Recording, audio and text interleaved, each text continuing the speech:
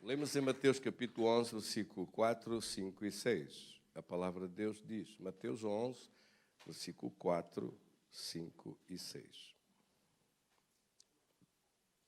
Jesus respondendo disse-lhes, ide anunciai a João o que estáis ouvindo e vendo. Leia comigo. Os cegos veem, os coxos andam, os leprosos são purificados, os surdos ouvem, os mortos são ressuscitados e aos pobres está sendo pregado o Evangelho. Versículo 6 diz, e bem-aventurado é aquele que não achar em mim motivo de tropeço. Querido Senhor, damos-te graças da tua bênção tão grande, do teu poder, do teu favor sobre a nossa vida. Tu és Deus nos céus e na terra e nós te agradecemos pela tua vitória nos teus filhos, pelas casas e famílias que aqui estão, por todos os meus irmãos e irmãs em Cristo que estão assistindo online essa palavra, que recebam esta abundância de vitória nas suas vidas, em nome de Jesus. Tenha a gentileza de sentar. Gostava de falar hoje com os meus irmãos neste conjunto em que estamos a falar sobre multidões e discípulos. É um conjunto de mensagens que do meio das multidões Jesus chamava os discípulos. E isto acontece sempre ao longo da Bíblia. Acontece sempre ao longo dos evangelhos, Mateus, Marcos, Lucas e João, do meio das multidões ele chamava os discípulos. Às vezes chamava só 3 para irem com ele, como foi no caso da casa de Jairo, subiu com ele Pedro, Tiago e João. Os mesmos 3 subiram com ele quando foi do Monte da Transfiguração, onde Jesus estava a orar, e onde tudo se transfigurou, e onde eles viram a glória de Deus a aparecer. Mas em Lucas, no capítulo 10, a Bíblia diz que Jesus chamou outros 70 discípulos. Em Mateus, capítulo 10, Jesus ungiu os 12 para serem apóstolos, mais tarde, quando foram enviados por ele. Discípulos do meio das multidões é uma mensagem contínua ao longo do ministério de Jesus. Jesus olhava as multidões, como é que ele as olhava, como é que ele os via, como é que ele os interpretava. Interpretava-os como pessoas aflitos, exaustos, cansados, atingidos, oprimidos, sofridos.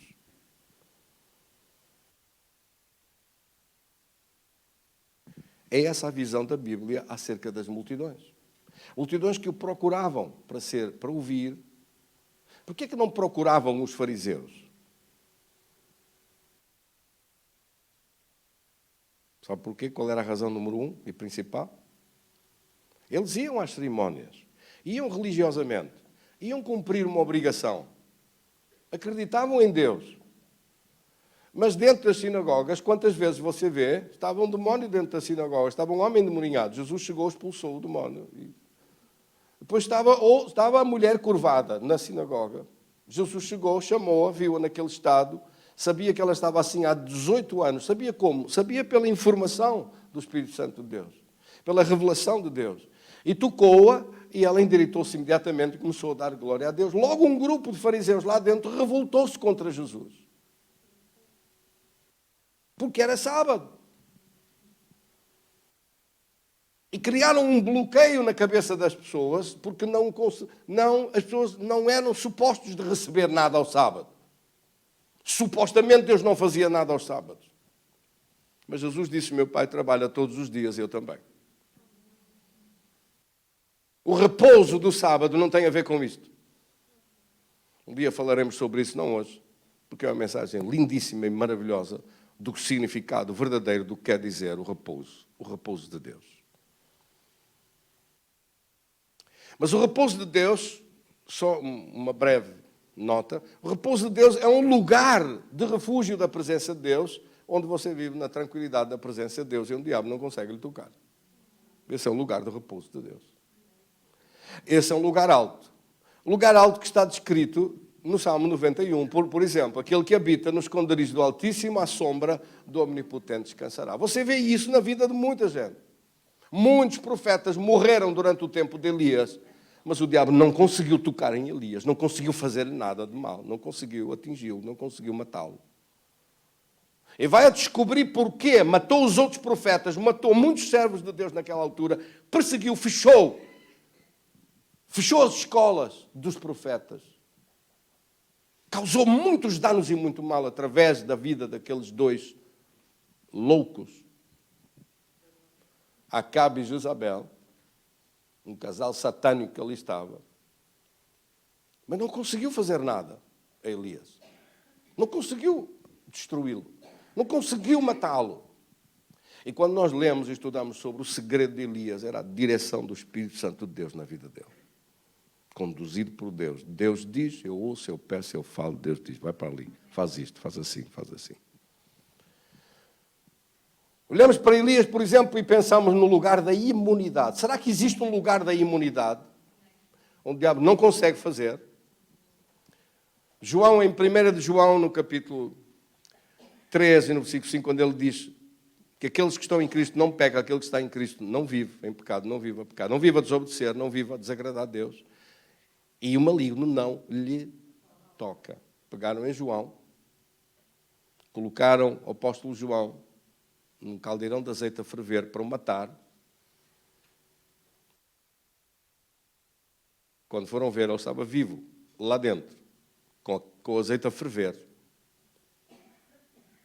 Tiraram de lá e ele não tinha nenhuma queimadura no seu corpo. O lugar da imunidade que você vê na palavra de Deus, o lugar onde o mal não consegue te atingir, a igreja vai precisar desse lugar da imunidade. A igreja que vai subir, a noiva do Cordeiro, a igreja sem mancha, sem mácula, sem ruga, sem nenhum mal, sem nada de semelhante, vai viver nesse lugar do poder de Deus. Nós somos chamados para viver nesse lugar da presença de Deus e do poder de Deus, onde o diabo não consegue fazer nada. Eu creio. Se fizer alguma coisa, aquilo tudo é destruído. Aquele mal é arrasado completamente, é destruído. Nós precisamos de subir nesse lugar da presença de Deus e do poder de Deus e de viver neste lugar. Eu sei que esta mensagem é estranha, esta mensagem quase não se ouve pregar isto, ou dizer isto. É muito estranho falar isto. No entanto, você vê isso na vida de pessoas. Você vê isso na vida de Eliseu, por exemplo. Pelo menos durante um período da vida dele, ele viveu assim. Não no fim da vida dele, mas durante a maior parte da vida dele, Eliseu viveu assim. O mal ainda vinha ao longe e ele era avisado. E as ciladas que o diabo tinha preparado eram destruídas e não conseguia fazer nada ao diabo. Era avisado antes. Nós devemos viver num nível com Deus, onde vivemos na revelação de Deus, onde sabemos viver nesse lugar alto da presença de Deus, que Deus nos ajuda a viver aí. Cristo, claro, você não encontra expoente máximo da execução, da perfeição da execução em Cristo. É o máximo que nós olhamos e vemos tudo perfeito. Tudo que Ele faz é perfeito. Tudo que Ele manifesta é perfeito. O conhecimento dEle é perfeito. A sabedoria dEle. Não há dons dados por medida para Ele. Não há dons de uma parte ou outra. Nada fica por deixar de se manifestar. Ele conhece tudo, sabe tudo, manifesta tudo, vive numa glória da presença e do poder de Deus que são avassaladores. Um desses dias umas pessoas perguntaram, pastor, mas as pessoas às vezes na igreja caem. Porquê que caem? Eu disse, tem a ver com a unção de Deus e o poder de Deus.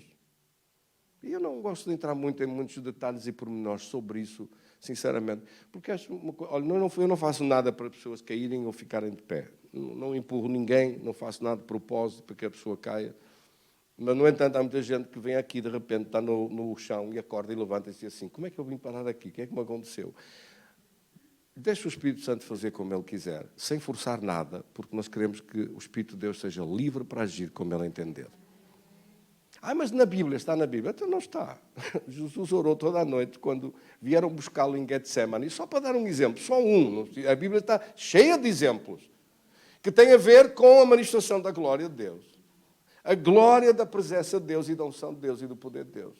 Vieram buscá-lo, Jesus, vieram os soldados, vieram os fariseus, veio uma comandita toda que veio buscá-lo.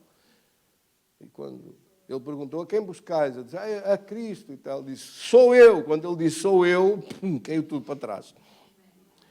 E ainda há gente que pinta um Jesus fraquinho, muito fraquinho, muito fraquinho, muito coitadinho. A sério. Acha? Alguém que diz, sou eu, e cai tudo para trás, cai o exército que estava na frente dele, os soldados caem todos para trás, tudo para trás com uma palavra. Ele disse, sou eu, pronto, levem-me a mim. Foi ele que se entregou. Ele entregou-se por nós, para que nós fôssemos salvos. Ele entregou-se por nós, morreu por nós, para que nós fôssemos reconciliados com Deus. Estamos no próximo domingo a começar a celebrar o tempo de Páscoa. E já vamos começar no domingo próximo. Aliás, a Páscoa celebrada, como está na Bíblia, eram 7 dias, não era um dia só. Não era um dia de Páscoa, eram 7 dias. Páscoa, pães asmos e primícias, tudo junto. Amém? E a celebração, nós temos que falar sobre isso, ensinar sobre isso, porque é muito importante saber os benefícios extraordinários do sacrifício de Jesus. Amém, irmãos? Olhando para esta palavra que aqui está, nós vemos aqui a beleza do sobrenatural do Evangelho. A beleza do Evangelho. A beleza extraordinária da presença de Deus. E vemos que essa manifestação do reino dos céus, a manifestação sobrenatural, é o propósito de tudo o que nós vamos aprendendo, sabendo, adquirindo, conhecendo ao longo da nossa vida com Deus. O propósito é que você viva no sobrenatural de Deus. O propósito é que você não viva apenas uma vida natural. O que é viver uma vida natural? É os conhecimentos que você tem, as competências que adquiriu, os cursos que fez, o que você sabe. Tudo isso são coisas naturais que faz do dia a dia, do seu trabalho, das suas atividades. Bem? São competências e qualificações, nada contra, pelo contrário, incentivamos a que toda a gente adquira competências, adquira conhecimento e adquira tudo. Mas na vida, ao longo da vida, muitas vezes, aquilo que a pessoa sabe não é suficiente. Nós não fomos feitos para viver sem Deus e sem o poder de Deus. Um médico, com todas as suas competências e todo o seu conhecimento, pode lhe dar uma doença e morre de uma enfermidade, e morre mais cedo, e morre antes de tempo, e é médico. Porque a competência que tem, a sabedoria que tem, o conhecimento que tem, não são suficientes para combater um mal que está do outro lado e que está armado espiritualmente. E como é que você toma uma pastilha e mata um demónio? Se uma pastilha atingisse um demónio na testa com uma pedra que Davi atirou ao Golias e o demónio caísse do outro lado para trás, então era um remédio maravilhoso, era um remédio santo. E era o verdadeiro remédio santo. Porque não só curava fisicamente, como resolvia espiritualmente. Mas não, nós não somos só um ser físico. Nós podemos tomar coisas para melhorar fisicamente, para estar mais robustos, mais saudáveis, para nos recompormos mais rapidamente, para ajudar a combater certo tipo de doenças. Mas quando se trata de coisas que estão lá envolvidas com assuntos que têm a ver com um diabo metido no meio, ele não sai com nada, a não ser com o poder de Deus. Ele não se desaloja com nada, a não ser com o poder de Deus. Ele agarra-se ali até destruir tudo e não há maneira de o tirar, a não ser que apareça o poder de Deus. Se fosse apenas com os meios humanos, com o desenvolvimento que existe hoje na nossa vida. Você veja, ainda há pouco tempo, o que aconteceu com esse vírus? Tanta ciência, tanto conhecimento, tanta coisa, e o mundo ficou de joelhos com um vírus invisível à vista. É tão minúsculo o raquítico do nojento do vírus, do Covid, que ninguém o vê. É preciso pegar um microscópio para ver o tipo. E pôs o mundo inteiro de joelhos. Aterrorizou as pessoas, cheios de medo. Não era um Golias de 3 metros, era um bichito invisível à vista. E o mundo parou. As fábricas pararam. Os hospitais encheram. Um monte de gente morreu. E o diabo riu-se no inferno. E disse, esperem aí que eu ainda estou a trabalhar em mais algumas coisas piores que esta.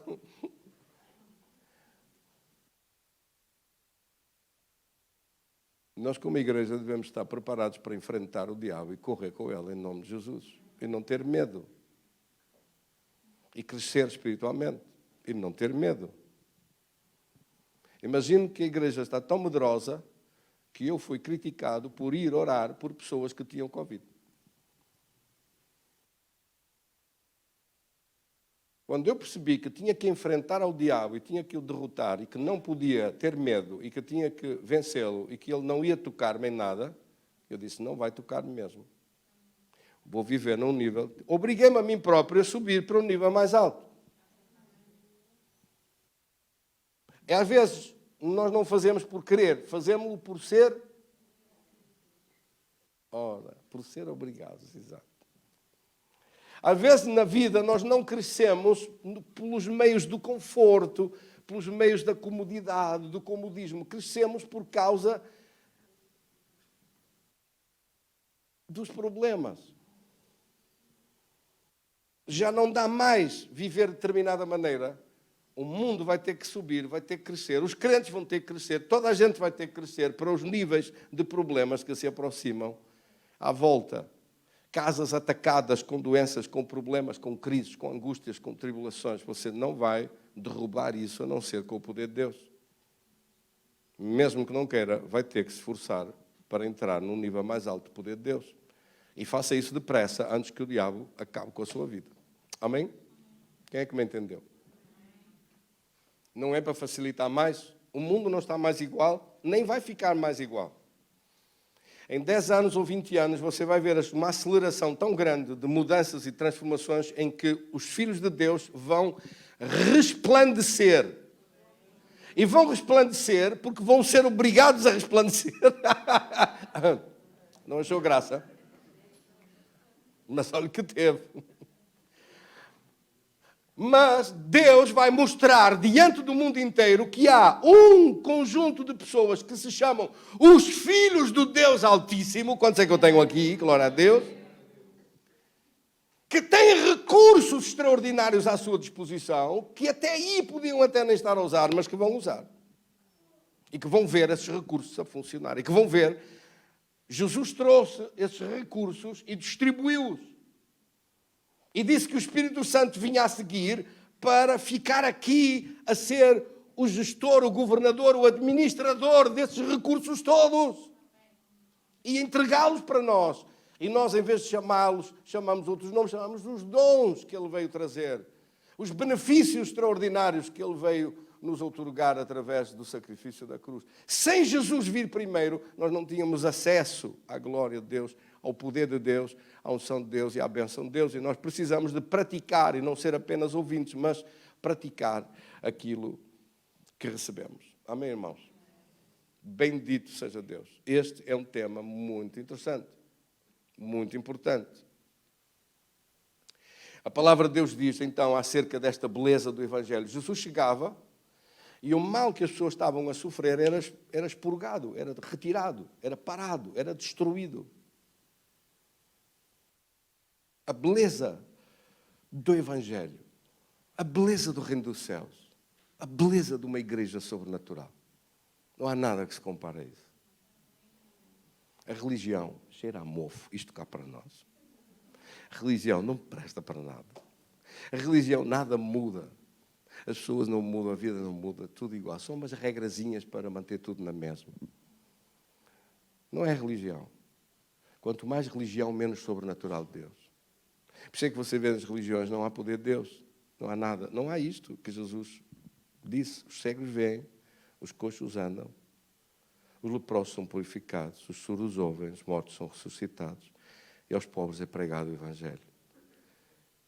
E abençoado é aquele que não achar em mim motivo de escândalo. Ou seja, abençoados são aqueles que me reconhecem naquilo que eu sou, naquilo que eu vim fazer. O que é que Jesus veio fazer? Veio trazer a si o acesso ao poder do Reino dos Céus. O acesso às bênçãos de Deus, aos milagres de Deus, o acesso ao poder de Deus. Esta simplicidade da mensagem da palavra de Deus, a igreja primitiva recebeu-a. Por isso é que você vê em Atos 2, no versículo 46 e 47, que eles estavam todos os dias, perseveravam na doutrina dos apóstolos, diariamente perseveravam no templo, nas casas. Porquê é que eles estavam tão entregues todos os dias, buscavam Deus todos os dias, oravam todos os dias, reuniam-se todos os dias, queriam mais do poder de Deus e da bênção de Deus? Eles não queriam viver sem este poder. Ao longo destes séculos, a igreja acomodou-se. Não, um cultinho por semana. Às vezes há pastores que ficam admirados e dizem assim: mas pastor, quantos cultos é que você... Eu vejo pregar tantas vezes. Quantos cultos é que você prega por semana? Eu digo, normalmente são 7. 7? A maior parte das pessoas que eu conheço prega 1 por semana e estão cansados. Não estou nada cansado, glória a Deus. 7? Quantos é que Jesus fazia? Quantos é que Jesus pregava? Quantas vezes? De manhã, da tarde e à noite? Onde é que está o mal disso? Porque você não pode orar de manhã se tiver uma manhã livre? Não pode orar de tarde se tiver uma tarde livre? Não pode se reunir para orar? Vamos aqui orar, temos um combate para fazer. Tem que ter a noção de que você está em guerra. O mundo não é um mundo cor-de-rosa. Isto não é um mundo cor-de-rosa, não existe. A igreja não é um navio de cruzeiro, de passeio. A igreja é um barco de guerra. A igreja é um navio de guerra. Não é um passeio. Não existe esse tipo de mentalidade. Acabou. Se isso podia existir aqui há, não sei, há meia dúzia de anos, acabou. O que eu lhe estou a dizer? Esse tipo de mentalidade morreu. Acabou.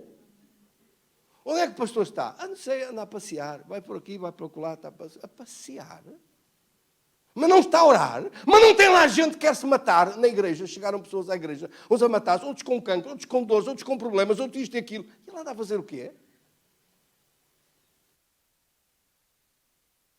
Anda a pastar. Estamos a brincar ou o que é isto? Nós estamos em guerra. Quando é que ainda não se deram conta que estamos numa batalha? Estamos em batalha, em guerra a sério. Jesus vem. Quem estiver pronto vai subir, quem não estiver pronto fica aqui. Fica aqui a olhar para a careta do anticristo nos telejornais. E à espera, porque os crentes que ficarem vão saber, que vão ficar e que vão saber o que vai acontecer. E o que vai acontecer não vai ser nada de bom. O que vai acontecer é tão mau que Deus tem que intervir Ele próprio para parar a destruição sobre esta terra, senão não ficava ninguém vivo. Veja a que ponto a loucura dos governos, dos governantes, dos políticos, a loucura desta gente levava este mundo à destruição total. Você está a assistir estes dias à loucura que está a acontecer na Ucrânia. Aquilo não é uma loucura, ora diga-me lá. É loucura ou não é? Multiplique aquilo por todas as nações do mundo e é um quadro aproximado do que vem aí, quando chegar esse momento. Porque não tenha ilusões. Quando o anticristo chegar, quando a besta chegar, vai levar este mundo à catástrofe. O diabo alguma vez fez alguma coisa de jeito? Jesus não avisou que ele veio para roubar, matar e destruir, pois quando ele vier vai fazer isso. Este último grito, este último momento, antes dele chegar, antes dele aparecer, antes dele tomar posse, vai ser o maior avivamento da história que a igreja já alguma vez imaginou e viu. E nós temos a felicidade, o privilégio de ser pessoas que vivem nesta época. Deus chamou os valentes, os mais poderosos para esta época. É o seu caso, glória a Deus. Oh, glória a Deus, ora diga, é o meu caso, graças a Deus. Quantos é que estão prontos?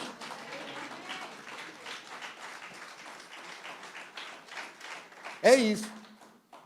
Por isso, esse é o momento de arregaçar as mangas e combater. O momento de aproveitar todo o tempo disponível, porque o trabalho já é cansativo, as corridas de um lado para o outro já não são fáceis, e é preciso, no tempo que sobra, dedicá-lo para Deus.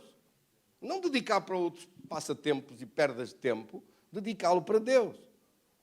Depois de descansar, depois de comer alguma coisa, depois de fazer algum exercício e de estar com a família, o resto do tempo dedique-o para Deus. Amém? E não fique a pensar que pode continuar a viver uma igreja tradicional, contente, tranquila, como se fosse a viver no século passado. Isso acabou. Já não vai ser mais assim. E à medida que passa cada ano, você vai ver coisas... O mundo pensava, o Covid já está melhor e tal, agora vamos sossegar, vamos recuperar. Recuperou, vem a guerra. Depois desta, o que é que vem? Não se preocupe. O diabo já está a preparar alguma. Mas sobre a sua vida e sobre a minha vida, o que é que ele vai fazer? Não vai conseguir fazer nada. Essa tem que ser a sua atitude com isto. Não vais conseguir fazer nada.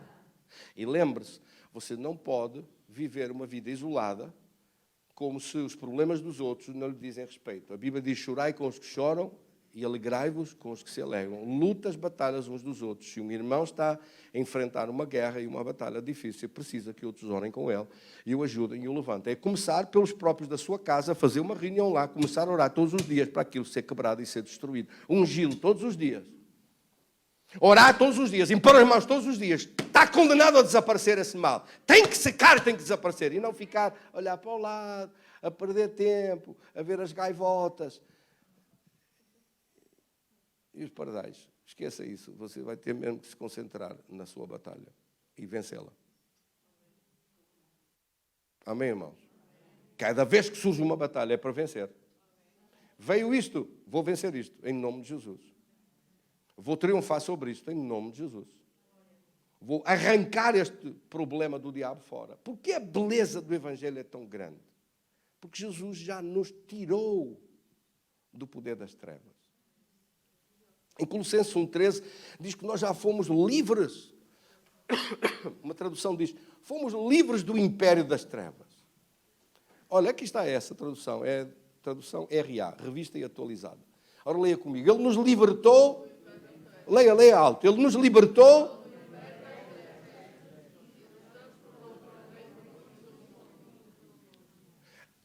Isto é um dos aspectos da beleza do sobrenatural de Deus.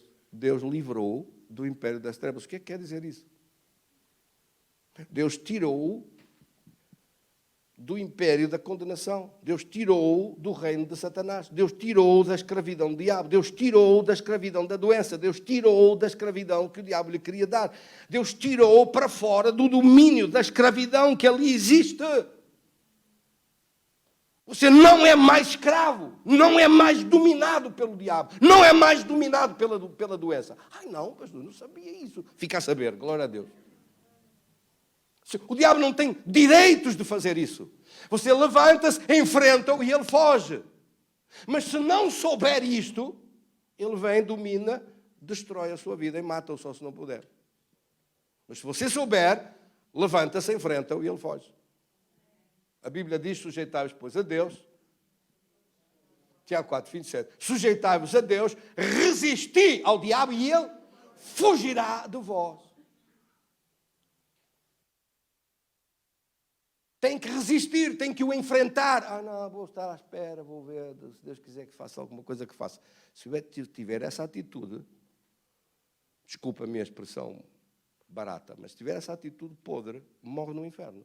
Morre no inferno, morre no deserto. Não chega a receber o melhor de Deus. Não é no inferno, é no deserto. Você não pode ter essa atitude. Essa atitude tiveram aqueles que saíram do Egito e disseram, quando Deus quiser que faça. Se Ele quiser fazer alguma coisa que faça.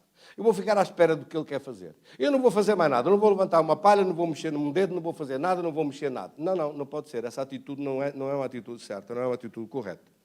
A atitude correta é esta, resistir ao mal, enfrentá-lo. E ele foge. Se não resistir, se não se levantar para o enfrentar, ele faz o que quer. Quem é que me entendeu? Não pode ser quando ele quiser que faça.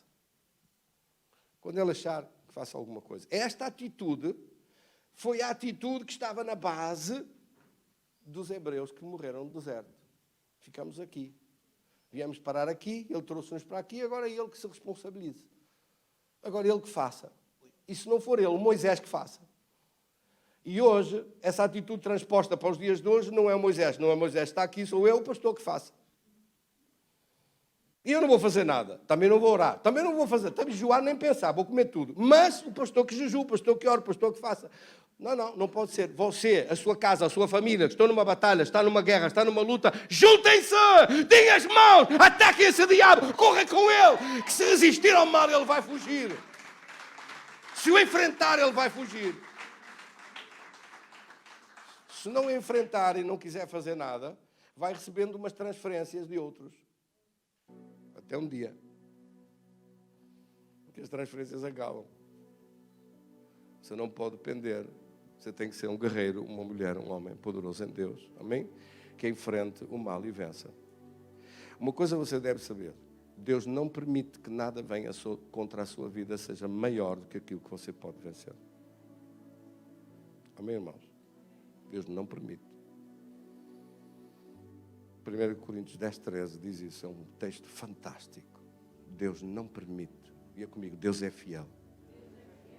Deus não permite que a tentação, o teste, a prova, a doença, o problema, a dificuldade, seja o que for, que veio contra si, seja maior do que aquilo que você pode enfrentar. Deus não permite. Deus é justo. Deus é fiel.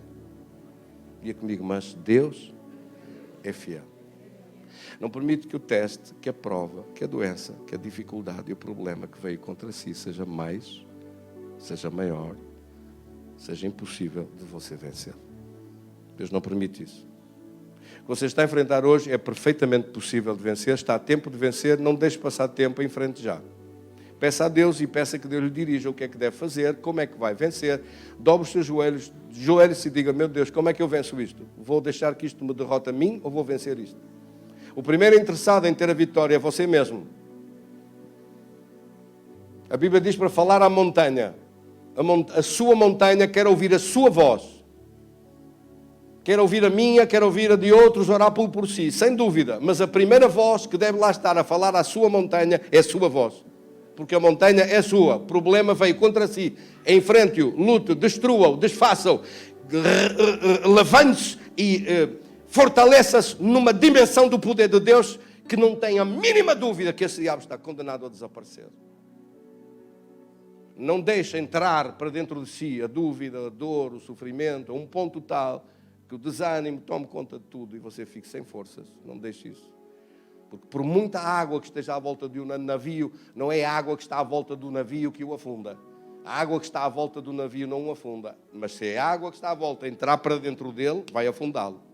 A sua fé afunda-se quando você deixa que a dúvida, que a angústia, que o medo, que as dúvidas de todo o tipo e as palavras saiam e dizem, eu não vou fazer, não sei como é que agora, olha, agora seja o que Deus quiser, agora não sei o quê, deixe-se disso. Pare imediatamente com isso, está a fazer isso. Não sei para quem é esta palavra hoje, mas é para tomar nota. Não tenha essa atitude, não faça isso. Não faça isso, que eu não gosto de fazer funerais antes do tempo. Se for um velhinho de 90 anos ou 100, eu não me importo, glória a Deus. Agora, gente nova, não. Não permito isso. Diga isso comigo, não vamos aceitar isso. Não temos tido e não vamos querer ter. Quem é que me entendeu? Isso não é para nós, isso não é para os filhos de Deus. Os filhos de Deus devem ser gente poderosa, que enfrenta o mal e o põe a correr à frente. Olha o que está ali dito. Juntamente com o teste ou a prova, a tentação, a dificuldade, Deus proverá, Deus dá o livramento. Deus já preparou o livramento. Deus já preparou. A beleza do Evangelho é isto. Deus já deixou um depósito no seu nome. Deus já sabia que você ia estar aqui, que ia hoje, neste dia, neste tempo, neste mês, enfrentar uma batalha. Já deixou um depósito no seu nome para a sua vitória e para o triunfo sobre aquele mal. A questão aqui é, você vai receber esse depósito, vai lançar as mãos e vai tomá-lo para si, ou vai deixar que fique lá depositada a sua cura e morra da doença. Vai vencer esse problema, ou vai deixar que o diabo faça o que ele quer. Vai levantar-se, enfrentá-lo e corrê-lo, ou vai deixar que ele o ponha pior. primeira coisa que deve fazer é se para de evoluir e para de crescer esse problema. Escreva isso numa folha e diga: essa doença para de avançar, para de evoluir, para de crescer. E agora começa a ir para trás a partir de hoje, em nome de Jesus. E desaparece tudo. Uma vez há uns anos que aconteceu uma coisa brutal. Ainda ontem estava a falar com aquela família daquele casal que estavam na igreja lá em Espinho. Um casal jovem apareceu na igreja aflitos, ele e ela. Tinham casado há pouco tempo.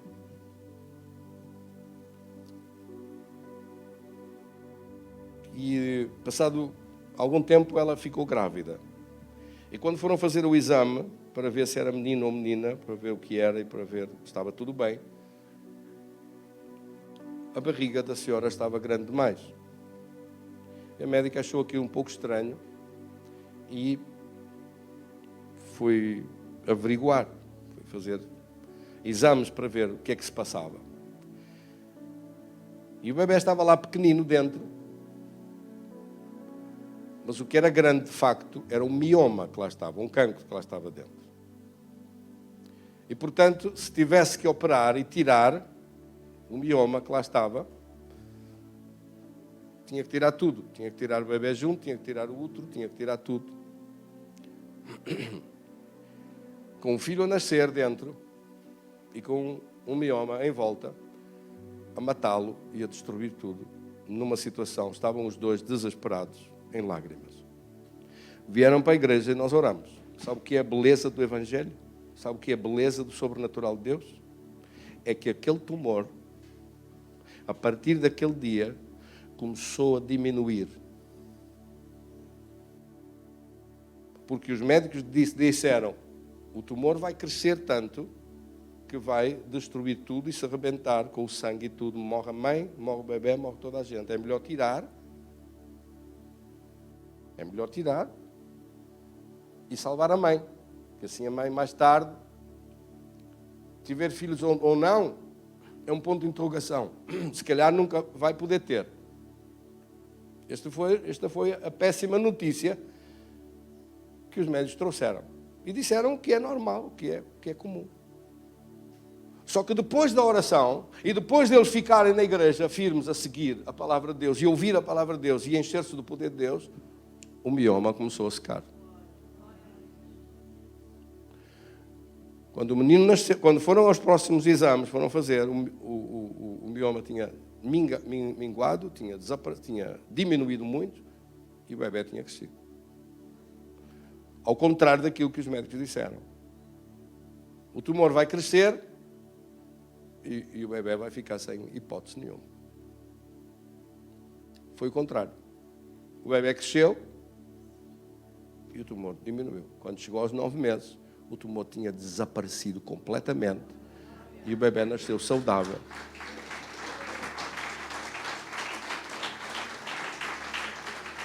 Está aí um bebê hoje que é da idade de uma das minhas netas, o Rafael,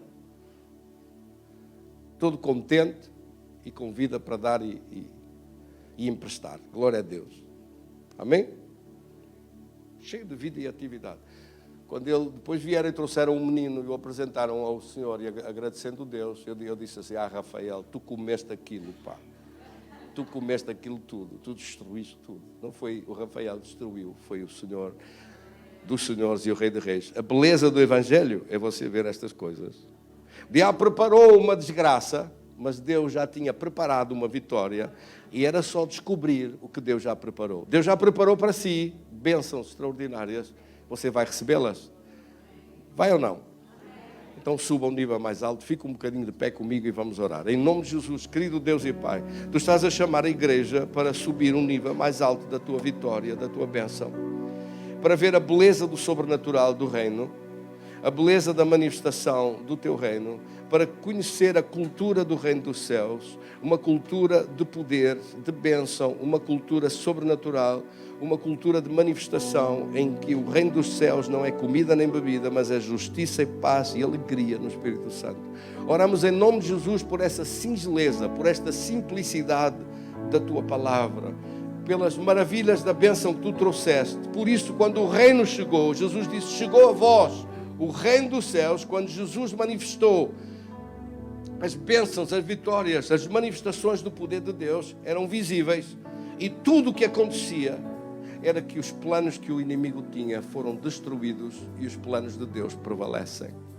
Senhor, ajuda-nos a ver isso hoje na nossa vida, que os planos do inimigo desapareçam e os planos de Deus prevaleçam, que o sobrenatural de Deus se manifeste, que possamos trazer o teu reino a esta terra, que possamos trazer a tua presença. A oração é trazer o reino dos céus, a subir, sobe a nossa oração aos céus e desce o reino para manifestar a grandeza do seu reino, para manifestar a abundância do seu reino, a abundância de saúde, a abundância de recursos sobrenaturais, a abundância de multiplicação de bênçãos financeiras, a abundância de acesso aos tesouros do céu. Nós te agradecemos por esse acesso que foi aberto à tua presença, e te agradecemos de coração por ver milagres que vêm de ti para nós. Nós te agradecemos de todo o coração, em nome de Jesus. Damos um aplauso para Jesus. Graças a Deus. You stay with us, God, our soul.